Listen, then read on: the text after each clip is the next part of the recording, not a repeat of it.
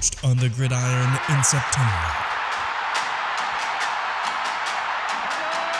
Perfected in the magic of March. Again, rebounded by Indiana. The game is over. For the fans who love the crunch of the pads, prefer a dunk, Oh, he just shook the gravity. and expect nothing but the best. It's Bigger 10. Here's Steve Dace. Greetings. Welcome to this week's episode of Bigger 10. I am Steve Dace. He is my co-host, never partner, Aaron McIntyre. Good to see you again.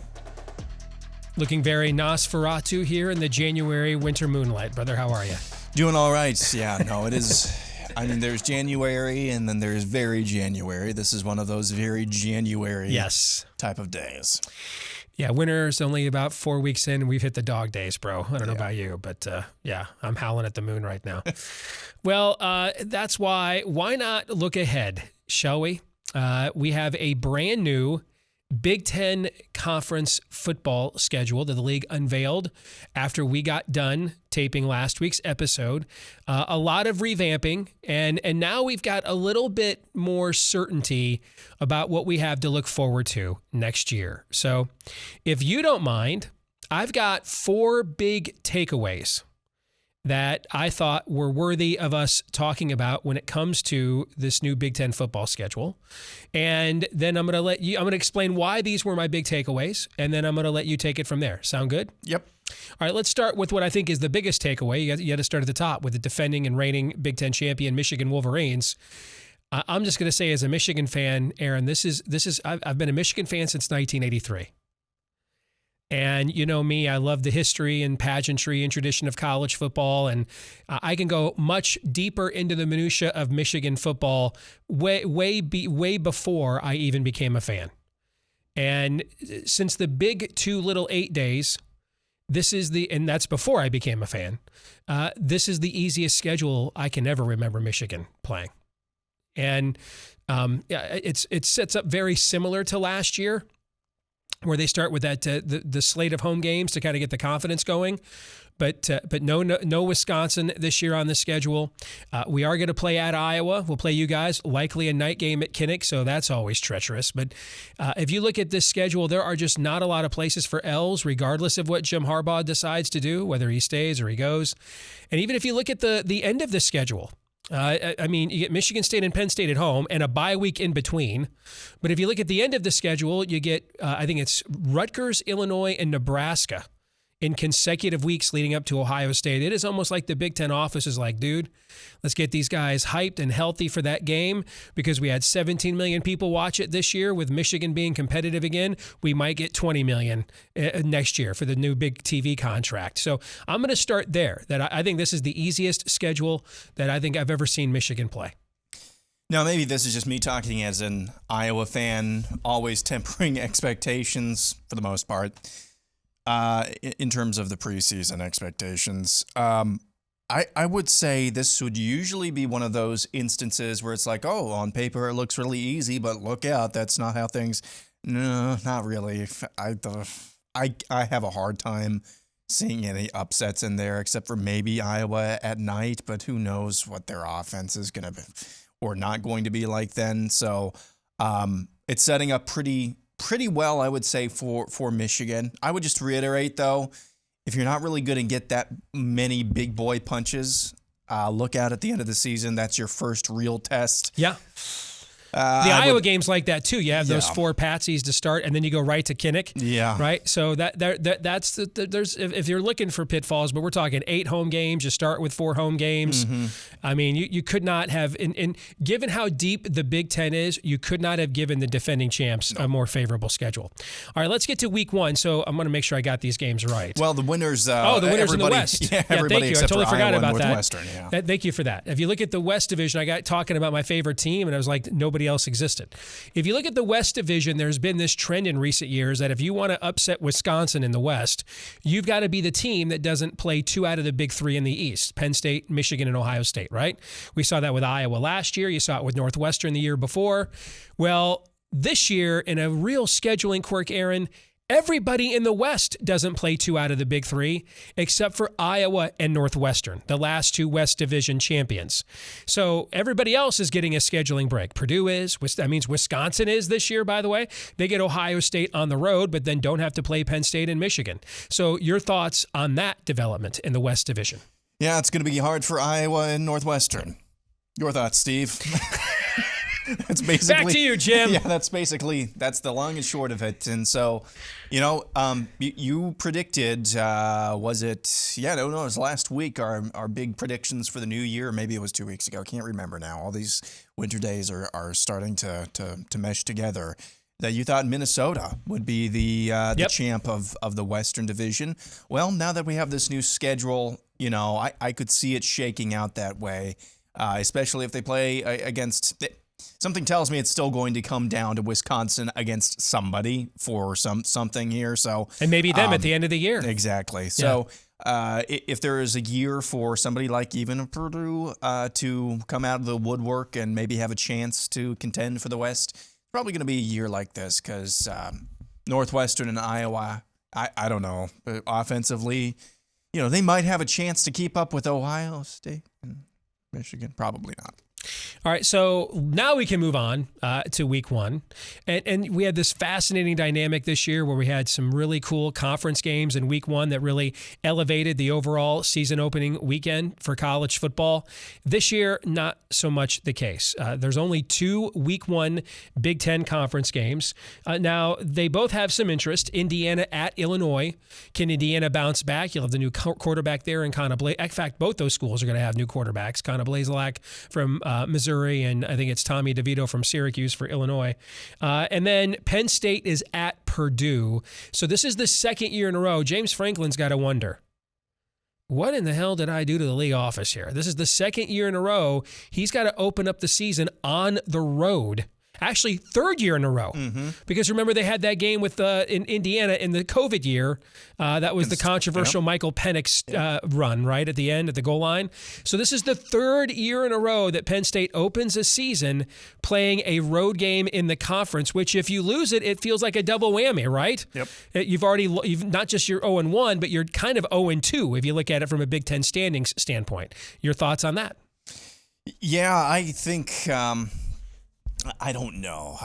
I think the Indiana-Illinois game actually intrigues me a little bit more because I think if you're Indiana, you have to get off to a fast start here. If you're Tom Allen, you have to get off to a fast start here because, yes, you are Indiana, and yes, you had a really surprising season in the COVID year, but at the same time, you're still Indiana, and you've got to start proving your bones more consistently. So you want to get off to a good start.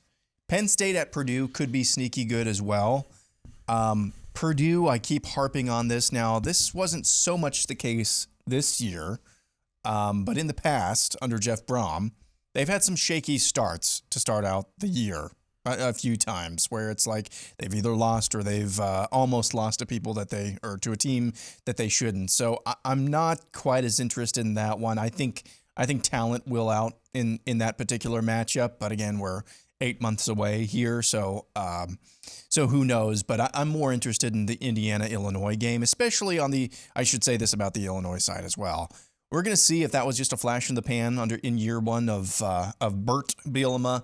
Over in Champaign, or we're going to see if he's really building something. We should be able to figure that out fairly quickly. And last year they showed up as well in week 0. So it'll be a fascinating matchup. I'm more interested in that one, actually. All right, we move on to week 0. That is a thing again in the Big Ten. Remember last year, Illinois, Nebraska in week 0. That was a game that was supposed to be played in Dublin, Ireland, but because of COVID was relegated to staying home and ended up being, I'm guessing, the most watched Illinois-Nebraska football game of all time. But Illinois and Nebraska are both back, Aaron, in week 0, but they are not playing each other. The Illini will open up at home week 0, that last weekend in August, which if I were college football commissioner, that's when everybody would open up. I'd have everybody open up like in high school, the last week in August, so that you could have 2 byes a year for academics and injuries. That's what I would do. Okay, but I'm not commissioner, so we don't do smart things like that. So Illinois opens up in week 0 against Wyoming. I'm guessing that'll be the most watched Illinois-Wyoming game of all time. Wyoming was just in a bowl game this year, by the way. Nebraska, though, is trying another conference game in week 0 in Dublin, Ireland, this time against Northwestern. I'm a little bit more optimistic, particularly with the news today. The United Kingdom is lifting all of its COVID restrictions, including jab passes and masks. All right, so right now, it looks like it's more likely, far more likely, that this one will be played than last year's game between Illinois and Nebraska, given the COVID situation. So your thought on those 2 week 0 games, and can you imagine if you're Scott Frost and you've been given a recompense here that you don't deserve, right? And you start off 2 years in a row losing a week 0 game to a college team from the state of Illinois? Yikes. So what do you think? So I don't really have a whole lot of analysis on the matchup. What is Dublin, Ireland's fascination with the Cornhuskers? Or maybe I should ask, what is the University of Nebraska-Lincoln's fascination with Dublin, Ireland? Right, it's not like Notre Dame, right, trying to play a game in Ireland. It's like there's a pocket of Husker alums that have relocated to the Emerald Dublin? Isle. Okay, yes. yeah, okay. Yes. I guess. So, no, that'll be interesting. Do you think, though, that if they lose this game, that Scott Frost is going to have to find his own international Does he make fare it back to the mainland? Back home. He's swimming the channel? Yeah. So, that should be, yeah, that one will be actually an interesting game. We're going to see if Pat Fitzgerald has got some things fixed on offense. Now, they're going to be down a quarterback, Hunter Johnson, transferring back to Clemson. That's weird. So we'll see what Northwestern can do offensively, defensively. You know, it'll be Northwestern. Whether or not it'll be a great Northwestern defense or below average like last year was, at least at the beginning of the season. And then Nebraska, can you trip over yourself into a win? That's going to be the question. Illinois, Wyoming, like you said, it's going to be the most watched Illinois-Wyoming matchup of all time. Well, beyond that, I really don't have that much analysis about these 2 games. Well, Nebraska's new quarterback, Casey Thompson, the Texas transfer, his last game was in Austin, Texas, last season, and his next game is going to be in Dublin, Ireland. That's a hell of a commute, brother. Yeah. All right, let's get to the schedule as a whole for topic 4. And, you know, last year there were 2 or 3 Saturdays, not even counting, like this. Remember, we had the weekend where you had Ohio State, Penn State, Michigan, Michigan State, and Wisconsin, Iowa over Halloween, right? There really aren't any weekends like that. It's like the league decided, you know what, if we're going to go ahead and have to reboot this because of COVID, then let's actually spread this season out a lot more. So when you look at this schedule, I mean, what you're looking for a couch potato weekend in the Big Ten is you're looking for a slate of games that even if your team's not in them, you're like, I got to watch those games, right? Yep. There's not really any of those Saturdays. There's maybe one, at the most 2 of those games that if your team is not in it, you're still like, that's must-see TV. So that had to be on purpose by the Big Ten in order to provide some form of a marquee matchup every single week. I mean, rivalry weekend, obviously, Michigan, Ohio State, Iowa, Nebraska, Michigan State, Penn State, Northwestern Illinois, and then the old Oak and Bucket, Purdue, Indiana, the Axe, Minnesota, Wisconsin. That's a staple. That doesn't count. That's just part of the template every year. But I was a little surprised. There was no Saturday this year. There was a game every week that I'm like, I got to watch that game. Mm-hmm. But there was no Saturday that was like, I don't think I'm going to the bathroom this Saturday. There just wasn't one of those. Yeah, I almost, I don't know. I almost provide, I almost prefer it that way, I should say, because there's always games around the rest of the country that I like to watch as well. I like to keep an eye on the SEC. I like to keep an eye on, well, ACC not so much this year, but Big 12. I like to keep an eye on. So I'm okay if it's just 1 or 2 Big Ten matchups a week. You know, that's not a team that I root for that's involved with those. So I kind of prefer it that way because honestly, once my team is done playing, I'm just looking for the best game, period, not necessarily best Big Ten game. Finally, the top 5 non-conference games of the year in the Big Ten. And this is not an overall strong slate. of non-conference games. Several Big Ten teams, including my home office in Ann Arbor, got the memo. Why are we playing anybody if the SEC doesn't and we don't have to, right? But these 5 are what stood out to me. Number 1, you have Notre Dame at Ohio State, opening weekend, 2 of the winningest programs of all time. Notre Dame has not played a game in Columbus, Ohio since 1996. I think you were, 3 years old? Yep. And before that, I think you have to go back to like the 30s. Okay. And you've got Marcus Freeman, former Buckeye linebacker, who's now the head coach there, former All-America linebacker at Ohio State. James Laurinaitis, I think he's the linebackers coach at Ohio State or something like that. Marcus Freeman's first regular season game as the head coach at the Fighting Irish. Obviously, Ohio State trying to retool that defense. You bring in Jim Knowles, the celebrated defensive coordinator at Oklahoma State this past year. I mean, that's probably, those are good. I mean, Ohio State could be preseason number 3, 4 in the country. Notre Dame probably in the top 10. So that's probably the biggest non-conference game of the year, or at least week 1 of the college football season. That's number 1 on the list. Number 2, we've got Penn State returning. They are heading down to battle the artist formerly known as the Plainsmen at Auburn. A little War Eagle. That's a return from an exciting game those 2 teams played. Look at what happened to those 2 programs since that game. And look how good both those teams looked that night and how big that game was. New quarterbacks, coaches. There's been a lot of change in those 2 programs. So Penn State at Auburn on September the 17th. Also on September the 17th, you've got Oklahoma at Nebraska. That will be a good game. That will be a good game, I think, actually. I agree. Nebraska, remember, played their tails off in Norman last season. Michigan State is at Washington. Again, this is the second year in a row now, Sparty going on the road to play a Power 5 team that sounds better than it actually is, and you can get a nice win there and kind of boost your resume and your perception as a program. We could see if they can pull that off like they did against Miami. And then, of course, the game you and I are both very familiar with, especially you, September the 10th, Iowa State at Iowa, provided Matt Campbell is still the coach at Iowa State. He's still, despite everything he's accomplished at Ames, still has yet to beat Iowa, who just extended Kirk Ferentz, I believe, to 2030 or something like that. Yeah, by the way, you got to love might your as team. Well be 30-30. Yeah, you got to love your own team's media that is out there trying to spread divisive, racialist fake news about the program. That's pretty cool. How else when your own beat writers are doing that? How else is Pat Hardy and Rob Howe going to have any form of relevance whatsoever, though, Steve? I couldn't believe that's your own beat writers doing that. At least let Dennis Dodd do that to you, right? You can't have your own beat writers doing that to you. Anyway, your thoughts on the non-conference slate? So the games I'm probably most looking forward to is Oklahoma at Nebraska and Penn State at Auburn. I think the atmospheres for both those games will be appointment TV in and of itself, at least for the first half of the first quarter. But I really do think Nebraska has a chance to knock off Oklahoma. I agree. They have had. A lot of attrition starting with their head coach. Now Nebraska, as you noted earlier has to replace their starting quarterback and try out their new guy. But I think that place will be a snake pit in Lincoln, so that'll be fun to watch. And then Penn State at Auburn. Even if these teams both had disappointing seasons following their last meeting last season, it should still be a pretty competitive game. I actually think, now this is me just being quixotic Iowa fan, if I even used that word correctly.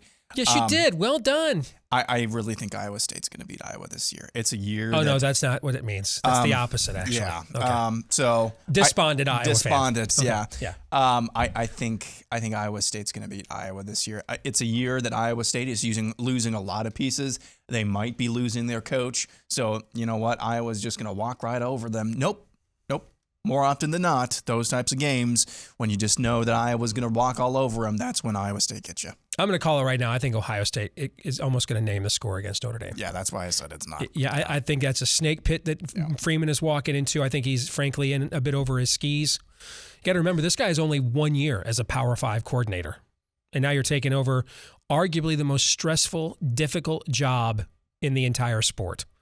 And then you're going home?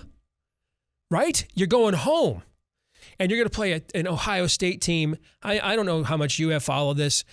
Michigan, we've been shocked how much they have melted down. They lost to us one time in 20 years. It's a friggin' meltdown. Okay?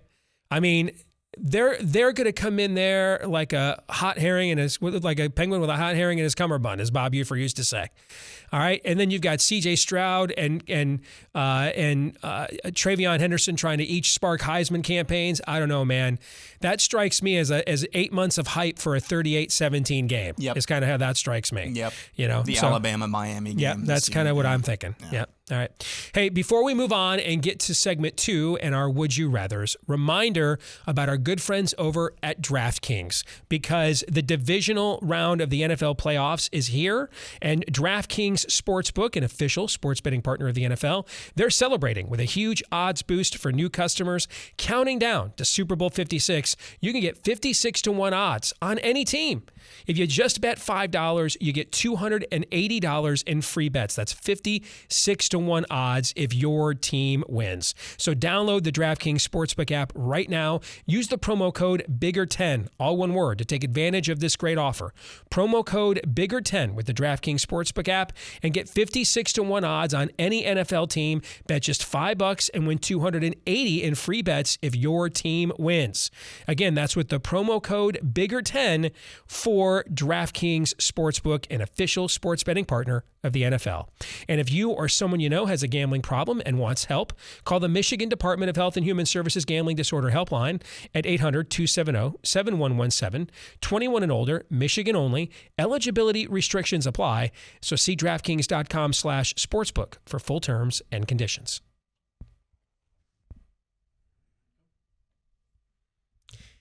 All right, time for our weekly game of Would You Rather here on Bigger 10. And Aaron, we begin with you. Would you rather bet a hypothetical Michigan over 10 or Ohio State over 10 win total, looking at their 2022 schedules that are now finalized, and given what we now know they each have coming back with the NFL early entry deadline passed as well? So my gut says Michigan, and I intentionally did not look at Ohio State's schedule because of this question. I knew this was coming up. I intentionally said Michigan because I follow it fairly closer than the average Big Ten fan because of Michigan podcast and whatnot. Mm-hmm. I think I really think that they have a good shot of waking up and winning 10 games. Mm-hmm. So if that's your baseline, then hey, flip a coin on 2 or 3 others, something like that, and you're pretty good. But let's look at Ohio State's schedule. Notre Dame, we just said they could name the score. Arkansas State, the Red Wolves, they're going to win. Toledo should be a pretty convincing win, I would think. Wisconsin, they've got them at home. I think that should be a win. Maybe a more than a speed bump there. Rutgers, that should be a win. Michigan State. Iowa should be a win. At Penn State should be a win. Northwestern. That's a tough schedule, Indiana. a tough slate right there. At Michigan State, Iowa, and then at Penn State. Yeah, right? They do have a bye-in between Michigan State and Iowa. Okay. Let's see, at Northwestern, Indiana, Maryland, and then Michigan. So Ohio State gets the same lead up to the game that Michigan does. Good. Basically. So, boy, that's tough. I think because of the non-con schedule, I'd still give the nod to Michigan, although I think their odds are fairly similar. Next, would you rather bet on Wisconsin or Illinois to surprise and win the Big Ten title this year in basketball? This is a Wisconsin tough one. is good this Wisconsin year. is good. Yeah. But I think Illinois is definitively more talented than Wisconsin. But Wisconsin's pieces and they fit more the roles that everybody's fitting together more. I think because the long strain and grind of a Big Ten season. This is one of the reasons why you've seen Purdue has more Big Ten championships than any other program, but hasn't been to a Final Four in 42 years. That's incredible, by the way. Like Jimmy Carter, folks. Think of how great Purdue basketball has been. All right. Jimmy Carter was president the last time they were in a Final Four. Man. They've only been to 2 Elite Eights during that time, by the way. And I think it's because the long grind of the Big Ten schedule kind of lends itself to programs that are based more on players sort of acquiescing to roles and assimilating to an overall framework, as opposed to teams that might have the overall best talent. And so for that to that end, I'll give it to Wisconsin, but it's a tough call. Because I think there's that kind of a talent gap between Illinois and Wisconsin. But the way Wisconsin's playing together right now, and I think the history of the Big Ten shows that those teams are more likely to win championships than teams that are loaded with talent. It's a shame that Illinois-Purdue game was not on when more people could watch it. I get having it on during the day for MLK Day, and I get trying to kind of capture what the NBA's done with that. I get it, but I mean, that's one of those games, though, when you got home from work, you're like, damn, why didn't I DVR it? Double overtime into the 90s, all that talent. That probably was a very fun game to watch. Yeah. I watched about the tail end of it while I was at work. Don't tell my boss, though. This final one is... this one's for you. Oh, wait a minute. No, yeah, this I've got one for you. I'm there sorry, you go. I already had the slide advanced. That's all right. Would you rather bet a hypothetical Penn State over 8 or Michigan State over 8 win total, looking at their 2022 schedules and given what they each have coming back? This one is tougher, but I'm going with Penn State. I just WNL'd it, and I think Penn State has the easier path to getting to over 8 wins. I still see them both kind of. I think Michigan State's got one of the toughest schedules in the Big Ten this year, from what I saw. Really? Yeah. I would tend to agree with that, but I think the path is easier for Penn State to get at least to 8 wins and perhaps over it. But yeah, Michigan State. I also, with them, I know I rag on them. They had a great season last year. Yes, they did. They deserved all the credit that they got. I would expect a little bit of a regression to the mean. It's really uncommon for a new coach to come in, have that level of success that quickly, and then sustain it for another year or indefinitely. So that's where I'm at with Michigan State. Finally, for you, would you rather watch South Alabama A&M versus North Dogwood Tech in Week 0 or wait till Week 1 for college football to start if it meant getting a marquee matchup that was truly a toss-up? I need it as soon as absolutely possible. Start the drip. Yeah. I need it. I mean, right now, I don't need it right now. I'm good, especially when your favorite team had the kind of season we did, but you've been around me enough now the last few years working for me. When about Wednesday or Thursday after championship Monday of the NCAA tournament, I'm going to start counting down days until college football starts, right? Yeah. And then it gets really obnoxious after the draft. Like the draft is kind of my life raft to get to the first half of the offseason.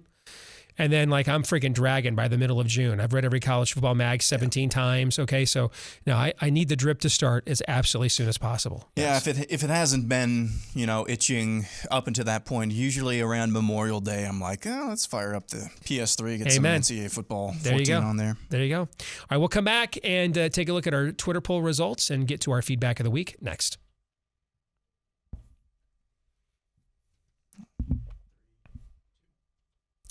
This week's Twitter poll results. We asked you, do you agree with Big Ten Commissioner Kevin Warren holding up college football playoff expansion until someone other than ESPN SEC can bid on and or influence it?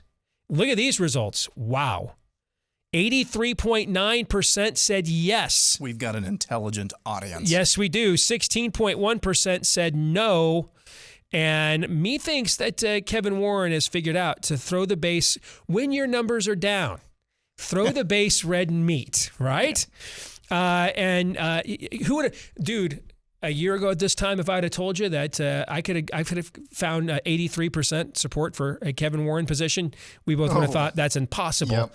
And yet here we are, because like you said, we have a smart audience. I think we all want to see more playoff games, more meaningful games, right? But when the SEC then turned around and knifed the Big 12 like that, it's clear that they were not operating the entire time from a position of transparency and honesty. Yep. And so as much as, and everybody keeps talking, Aaron, hey, they're missing hundreds of millions of dollars by not playing these games, these extra playoff games, and that's true. But brother, when this thing comes open for Amazon and CBS and Fox and everybody to bid on, it's going to be $1 billion then, right? And you would have diluted some of the influence that ESPN is attempting to monolithically wage via its instrument, the SEC, which is an interesting marriage, isn't it? Woke ESPN and the Southeastern Conference. Yep. I mean, but hey, politics makes for strange bedfellows. What are your thoughts on those results? No, I think the ratio is, I mean, I would have preferred it to be 100% there, but I think the ratio there speaks for itself in terms of supporting what Kevin Warren is doing right now. And yeah, it is good for fans of the Big Ten, but really we're playing for a lot higher stakes here. Knifing a conference, a long-standing conference in the back like that, colluding with your television partner in order to just cynically get a ploy for more money. Just this was all driven by greed. By unabashed, naked greed. Because the SEC was obviously anemically poor, as it had demonstrated before. Exactly, yeah. So this was all just driven by greed. And at the end of the day, if you allow this thing to go on unpunished and unabated, it'll be bad for the entire sport. It'll be bad for a lot of livelihoods out there who are positively impacted by this sport, and it'll be bad for the fans, which is, let's be honest, if you're here, that's really all you care about. You care about your 12 college football Saturdays. Those will be impacted in the end, because if you allow this sort of power to be accrued like it is, or like ESPN, SEC wants it to be, it's bad for the sport. That brings us to our feedback of the week from official Ohio State DG at Dylan Everyday, who says, "Don't NFL my college football. Keep it at 4." Now, see, you know what I would even do before I expanded the playoff? I'd actually go back to the original system that I grew up with. 9 games on New Year's Day, the traditional bowl games. I thought that system served the sport well. But here's the problem. If you're going to abandon that system to go to a playoff, then you are now a playoff-driven sport. And what college football has right now is as a playoff that isn't one. It's an invitational. It's totally and completely subjective. So I think at that point now, you have to have a regular season that is it's predisposed to serve the playoff, because that's what your sport is about. And that's who we are now. And that's the reality. I mean, I didn't like the BCS. I thought it was too subjective with all the computer polls and everything else. I loved the old system that was extremely subjective, but everybody was permitted a voice in it, right? Every region had an opportunity to essentially, almost like an electoral college, lobby for their narrative for the season. That's kind of being taken away while 13 people that are largely unaccountable meet in a room over criteria that they don't actually disclose to us what it means or how they even use it. That's a terrible situation. So if we're going to have that, then we need to expand the process so there's a legitimate way you can play yourself in. And I think that actually brings more meaning to the regular season. We had more games. If you look at week 17 in the NFL this year, more games had meaning, fewer teams set guys out, because there was only one team now that was going to get a bye that first week, and you had to make sure you were going to make it, then make sure you had a home game, right? So I think it adds more meaning to the regular season, not less. Yeah, it was pandemonium that week 17 of the NFL, and you could expect, I believe, more of that in college football, where there tends to be even more variance than the NFL, and that's great for fans. It's highly entertaining, even if the team you're playing really isn't playing for anything. There's a lot more games that really matter around the rest of the college football landscape. And you could theoretically put some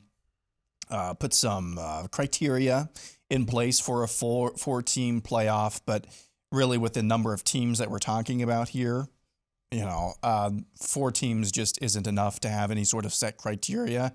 And so you're just left with judgment calls of people. And when you get the money of SEC, ESPN, SEC together with people who are largely unaccountable, working off of no criteria, but whatever they pull out of their butts that morning in order to back engineer a result that they already wanted because their television partners wanted it, you get Clemson, Alabama, and, fill in the blank, whoever, Georgia, in the playoff every single year. Even though they might be the best teams every single year, there's still the frustration. And it becomes a self-fulfilling prophecy. Exactly. Are they in there because of the best teams every year, or are they the best teams every year because they're in there? Yeah, that's the answer. Yeah.